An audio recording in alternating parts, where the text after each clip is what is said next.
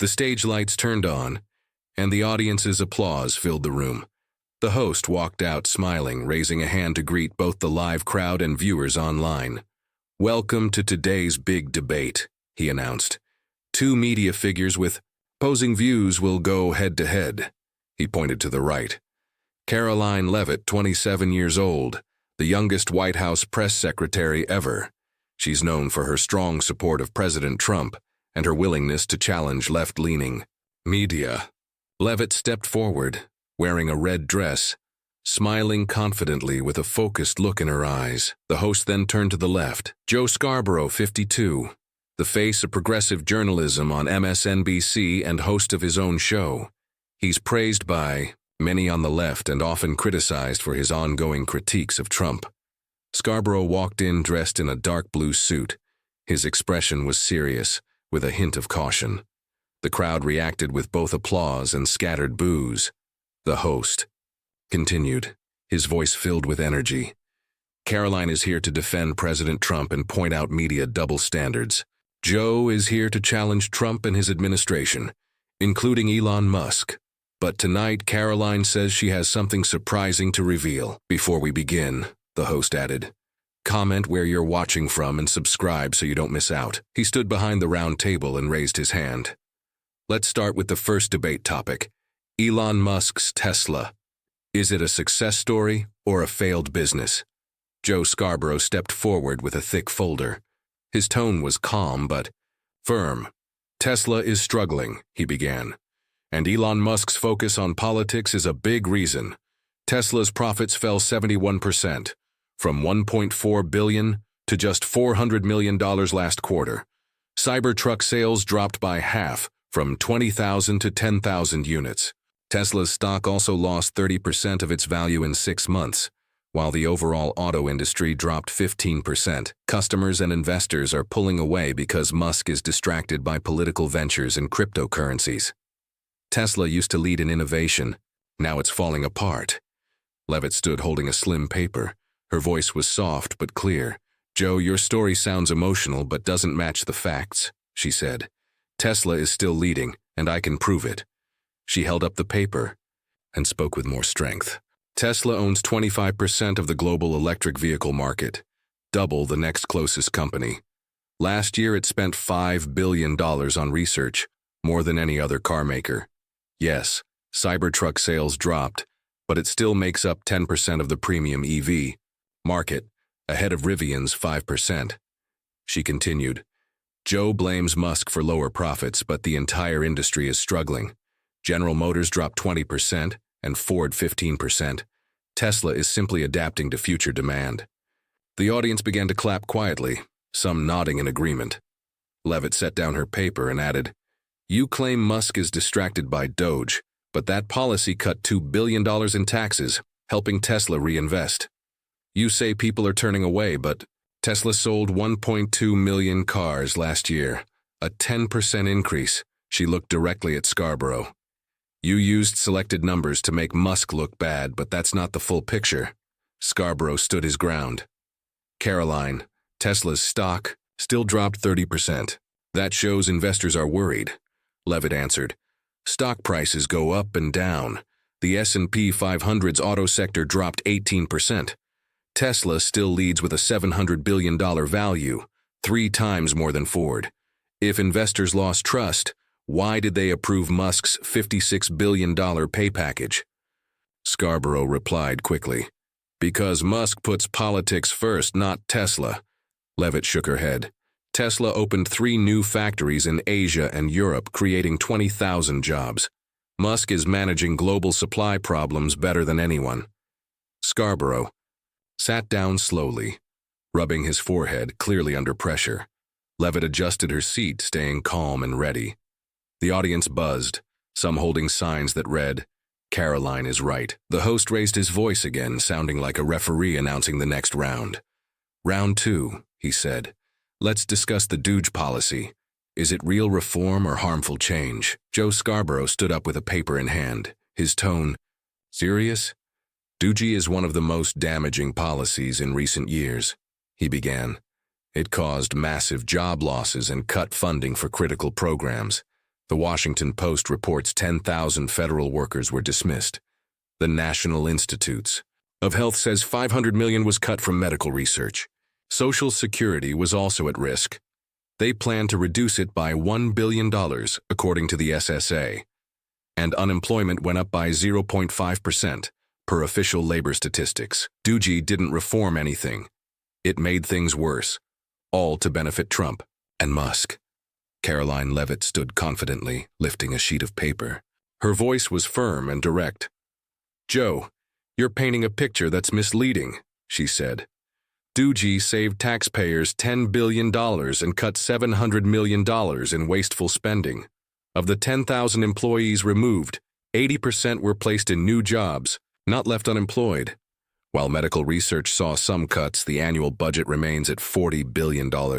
And Social Security? Not a single benefit was removed.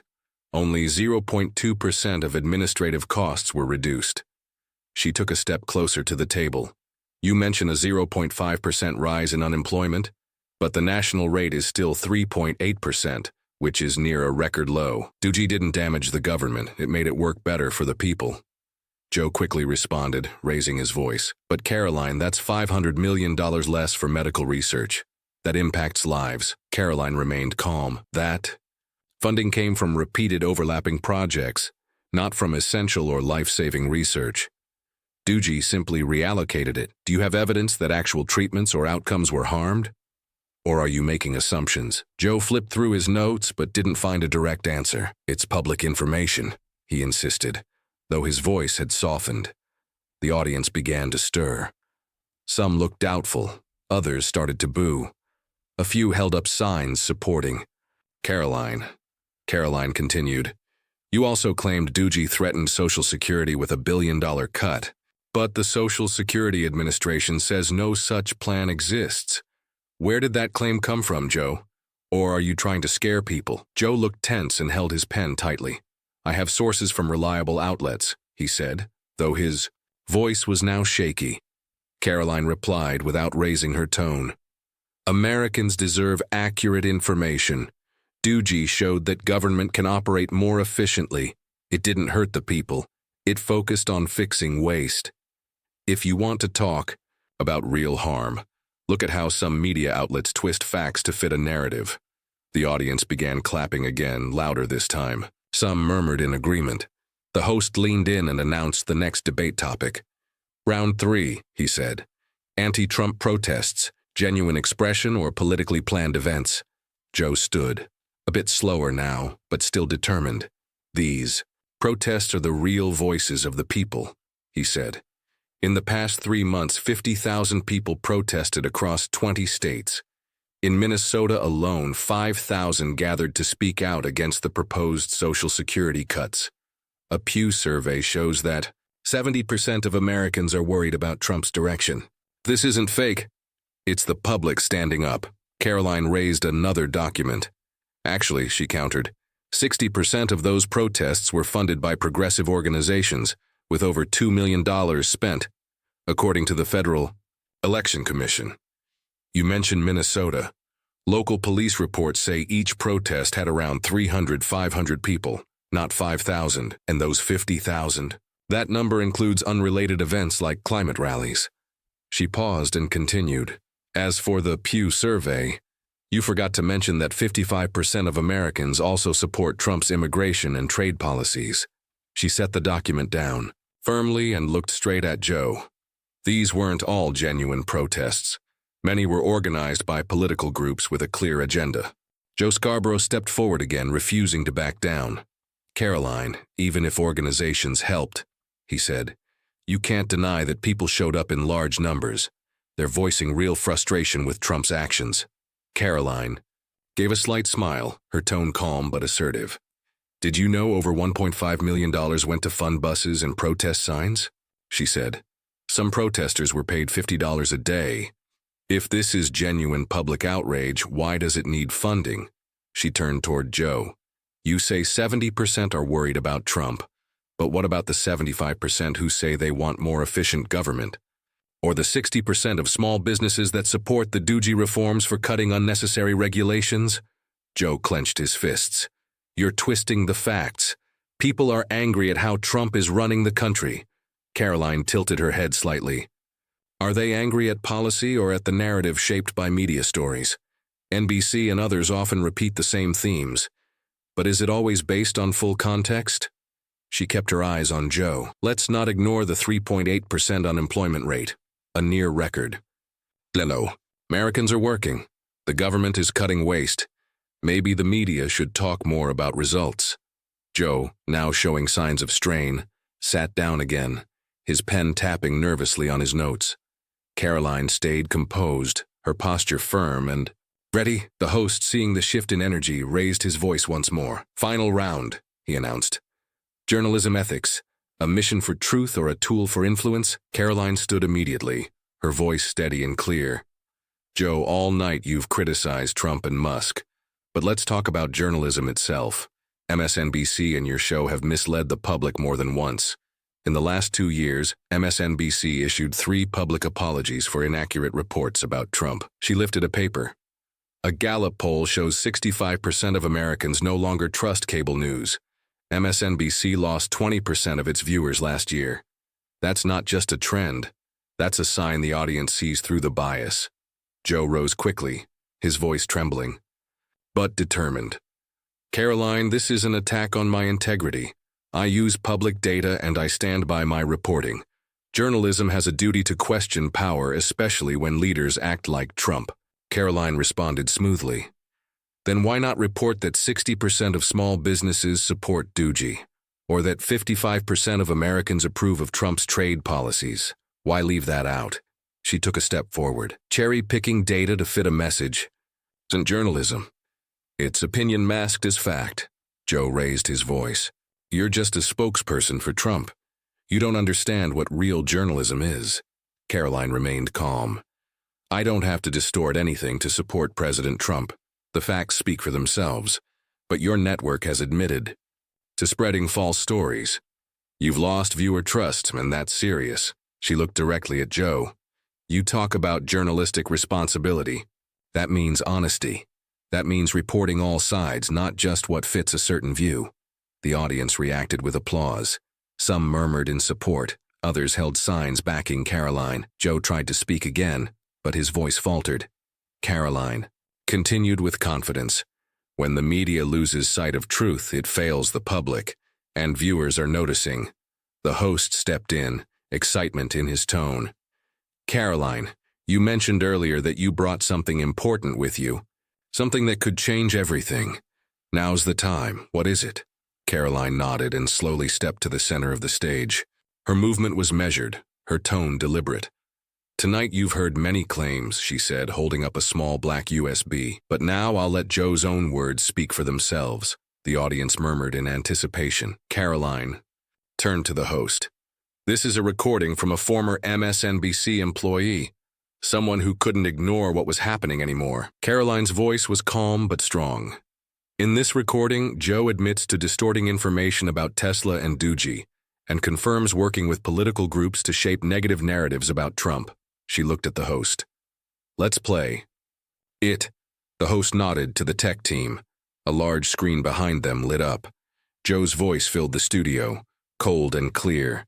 We need to push the Tesla collapse angle, overstate the profit losses, and connect it to Doogie. Trump has to be brought down. I've talked with the DNC to align on messaging. Gasps echoed through the studio. Some audience members stood up, stunned. Signs that read "Scarborough lied" started appearing. Others pointed toward Joe. Joe jumped up, his voice shaky. That's fake. I never said that. It's fabricated. He turned to Karoline. You're making this up to ruin my career. Karoline didn't flinch. I have internal emails from MSNBC to prove it. On the 12th of last month, you told your executive producer to increase coverage of Tesla's so-called collapse and coordinate with outside groups to shape opinion. She raised a printed email, the white paper reflecting the stage lights. If you'd like, I can read the email word for word. The crowd erupted, some in cheers, others booing Joe. The noise filled the room like a wave. Joe stepped back, his hands trembling. This is a dirty trick. I've done nothing wrong.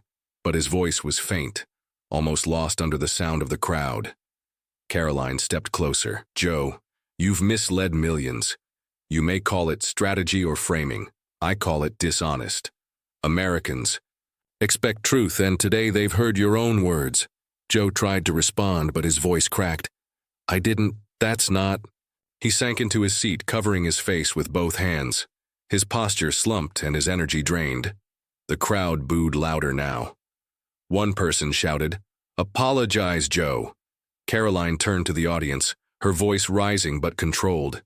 This isn't just about one person or one recording. It's about a media culture that has forgotten its responsibility. This is not journalism. It's manipulation. But today we've taken the first step toward real accountability. The audience erupted in cheers. Some people stood holding signs that read "Truth Matters" and "Karoline exposed the lies." Karoline's voice remained firm. Joe, you could have chosen honesty. You could have reported all the facts. Instead, you chose a side and tried to silence the truth. Joe stayed silent, his hands still covering his face. The host stepped forward, raising his hand to quiet the crowd. Karoline, he said, you've just shared something that may change the media landscape. What do you think this recording means for the future? Karoline answered without hesitation. I think Americans are finally seeing what happens behind the scenes. This recording isn't just about Joe. It reveals how deep the problem is. Viewers are losing trust because the media isn't giving them facts, it's giving them spin. The audience reacted strongly, some waving signs, others recording the moment on their phones. This is a turning point, she added. The truth can't be hidden anymore. The crowd cheered louder. A group in the front row held up banners that read, "Truth over politics," and MSNBC lied. The host looked at the screen again. Let's take a look at how the internet is reacting to what just happened. A giant display behind them showed trending hashtags. Scarborough lies and the Leavitt wins were leading globally. Over 2.5 million posts had appeared in the last hour alone. Clips from the talk show were already going viral. The audience grew even more excited. Some people whistled. Others stamped their feet. Phones lit up as people captured the moment. The host stepped forward, energized by the growing excitement. But it's not just online buzz, he said. The Joe Scarborough show just lost 25% of its viewership after that clip aired. Sponsors are pulling out, and inside sources say, MSNBC executives are holding an emergency meeting. The audience booed loudly, some holding up signs that read, MSNBC fails and Scarborough exposed. Joe sat still, trying to lift his head. His voice came out weak. This is just a smear campaign, he said. I'll keep reporting the truth. But his words were drowned by louder jeers. One audience member yelled, It's over, Joe, prompting some to laugh and others to cheer. Karoline turned toward Joe, her voice even and strong.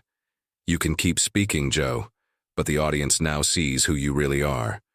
They don't want manipulated stories anymore. They want facts, and they deserve the truth. Applause erupted again, this time louder. Some people stood with signs reading Leavitt for Truth and Real Journalism Now. The screen behind them flashed another wave of social media posts. One read, Karoline Leavitt just ended the fake media. Another said, Scarborough thought he was untouchable. Until now, the host turned back to Karoline, visibly impressed. Karoline, your exposure tonight has stirred a media storm. This moment will be remembered. Karoline nodded, her tone calm. This isn't just about me, she said. This is about restoring honesty in media. Tonight people saw the truth for themselves. The crowd erupted again. People chanted, Truth, truth, while others waved signs saying, Leave it forever. A tweet from President Trump appeared on the screen. Karoline Leavitt is the voice of truth. She makes America proud. The crowd roared even louder. Some waved signs that said, Trump and Leavitt 2028. Conservative news outlets quickly followed. Fox News ran a headline, Leavitt destroys Scarborough in debate showdown. Breitbart labeled her MAGA's general. Newsmax posted, Karoline rewrites the media playbook. The audience cheered at each headline shown on the screen. Many filmed the moment, capturing history in real time. The host continued, his voice energized. And this story isn't staying in the U.S. It's going global. Major outlets like BBC and Al Jazeera are now covering what happened tonight. A quote from The Guardian flashed across the screen. MSNBC's Watergate. Moment. International posts poured in. A European viewer wrote, "Leavitt is the hero of truth." A user in Asia posted, "Scarborough's fall signals the need for global media reform." The studio crowd grew even more excited. They waved signs saying, "Karoline goes global," and chanted her name in unison. Even some progressive commentators acknowledged the shift. A CNN journalist tweeted, "Scarborough went too far. Leavitt was right. We need ethical journalism." Another independent reporter posted, "Karoline didn't just win.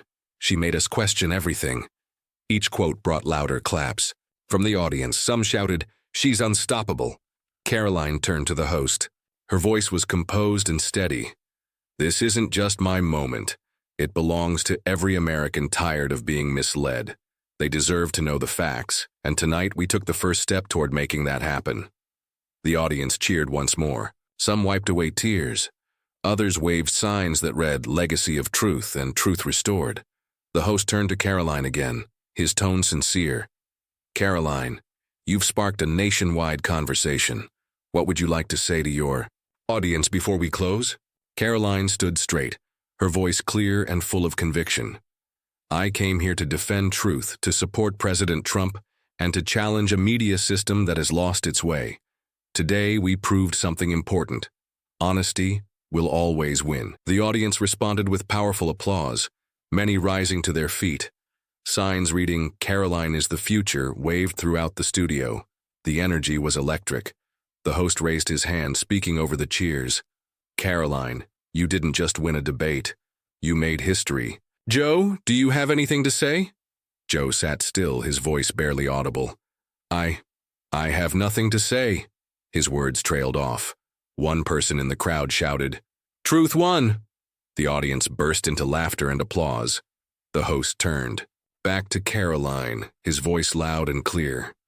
"You've done what many thought was impossible. People are already calling you a future White House chief of staff. Social media is full of support. The hashtag #LeavittLegacy is trending with thousands of posts praising you as a symbol of truth." Karoline bowed her head slightly in thanks, then looked back at the crowd. "Thank you," she said. "But this moment doesn't belong to me alone. It belongs to all Americans who believe in honesty and fairness. Tonight was about more than a debate. It was about restoring trust." The audience clapped even harder. Some held back tears, moved by her words. Others waved signs reading "Truth First" and "Karoline for America." The host continued, his tone full of admiration. "Karoline Leavitt has left a mark that won't be forgotten. This wasn't just about taking down a narrative. It was about lifting up the truth. And tonight, she did exactly that." As the show ended, people in the studio and watching online knew they had witnessed something different, something that would echo far beyond this one event. Karoline stepped off the stage slowly, but with purpose. She left behind more than applause. She left a lasting message about what journalism and politics could be when guided by honesty. The next morning, the conversation continued. Across the country, people were talking. On social media, clips of the recording and Karoline's final remarks were being shared by the millions. Phrases like, "Leavitt exposed the lies," and "Media accountability begins now," filled feeds and comment sections. Karoline's performance had sparked something deeper. She didn't just debate a journalist. She exposed a larger issue within mainstream media. She reminded people that facts still matter. From small towns to major cities, everyday Americans began questioning the stories they were told. A mother in Ohio posted, "Karoline taught me not to accept everything I hear. I'm teaching my kids the same." A student in Texas wrote, "She gave me hope. Maybe we really can change how the media works." Previously quiet voices began to speak up, asking for fairness, for transparency, for honesty. Young journalists across the country started to feel empowered. One student in California wrote, "Karoline showed us that truth matters more than popularity. That's the kind of journalist I want to be." Universities began planning workshops on media ethics. Karoline's performance was being used as a real-life example of standing firm against pressure while defending facts with clarity. But the impact didn't stop at media. Small businesses that had felt ignored began to speak up. One shop owner in Florida posted, "Karoline stood up for us, the working people the media often forgets. She's the voice we've needed." Karoline had done more than win a debate. She had reminded the country that it's still possible to stand for truth, the middle of noise. And for the first time in a long time, many Americans felt heard. Meanwhile, Joe Scarborough and MSNBC remained silent. After the debate, Joe disappeared from the air, and the network didn't issue any statement. The once prominent anchor now faced serious questions about his reporting. Karoline, on the other hand, had not only walked off the stage victorious, she had ignited a movement. People across the country and beyond were demanding more honest media. They wanted facts over spin, transparency over opinion. She hadn't just won a single argument. She had reshaped the conversation. Her message reached all corners of the country. Social media continued to trend with Karoline Leavitt legacy, with millions of people sharing their thoughts and support. In one post, a mother from Iowa wrote, "Karoline reminded me that the media should work for the people, not against them." In another, a young man from Arizona posted, "For the first time, I feel like someone is speaking up for what matters. Truth." The message was clear. Americans were tired of being misled. They wanted to believe in journalism again, and Karoline gave them a reason to hope. But the ripple effect didn't stop there. Students across the nation started talking about media reform. Young aspiring journalists looked to Karoline as an example. In journalism classes, professors began discussing the debate, using it to teach the importance of credibility, integrity, and courage in reporting. A journalism student in New York posted, "Karoline proved that the truth is stronger than any spin. She's who I want to be when I graduate." Workshops and seminars were quickly organized on campuses. Discussions focused on what went wrong with traditional media, how to spot bias, and how to bring accountability back into newsrooms. Meanwhile, conservative voices felt re-energized. Business owners, farmers, and working families who had long felt ignored by major media outlets saw Karoline as someone who spoke for them. A small business group posted, "She gave us a voice. She reminded America that we matter too." Karoline also reminded the public of core values: honesty, fairness, and service to the country. Her support for President Trump and her ability to back it with facts resonated with many who had felt overlooked or misrepresented. One Florida shopkeeper summed it up well. "Karoline didn't just defend Trump, she defended us." Even beyond American borders, the impact was felt. International media questioned the ethics of U.S. journalism. After the debate, articles from foreign outlets discussed what the recording revealed and why transparency matters globally. Karoline didn't just stand on a stage and win a debate. She sparked a larger call for honesty, one that stretched far beyond politics, and Joe Scarborough's fall served as a reminder that ignoring journalistic ethics comes with consequences. His silence after the event spoke louder than any defense he could offer. Karoline's legacy now served as a warning to those who chose politics over truth, and a symbol of hope for those who believed facts still matter. She had done something rare, taken a powerful platform and used it to demand better. As the credits rolled and the episode ended, the final message was clear: Americans deserve better, and they're ready to fight for it. Before the screen faded to black, the narrator left viewers with a simple but powerful reminder. Karoline Leavitt didn't just challenge a journalist, she challenged a system and inspired a nation to expect more from its media. Don't forget to subscribe to our channel for more stories that matter. Thanks for watching, and we'll see you in the next episode.